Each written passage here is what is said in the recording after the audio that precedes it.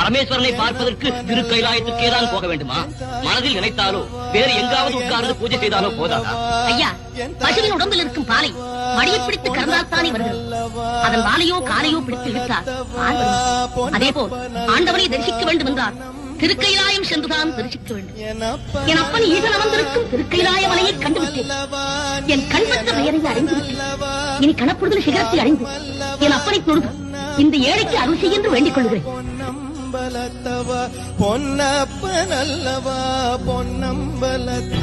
இது என்ன சோதனை? படிகளெல்லாம் சிவலிங்கமாக காட்சி வருகின்றது. இறைவா, பார்க்கவிடமெல்லாம் உன் வடிவமாக அமைத்து விட்டார். நான் எப்படி படியேறி வரப்போகிறேன் என்று பார்க்கிறாயா? எங்கும் நீயே நிறைந்திருக்கிறாய் என்பதை எனக்கு எடுத்துக்காட்டு. இங்கு ஒரே வடிவமாக உயர்ந்து காட்சி அளிக்கிறாயா? ஒருக்கா இப்படியெல்லாம் சொல்லித்தார். நான் திரும்பி போய்விடுவேன் என்று எண்ணிவிட்டாயா?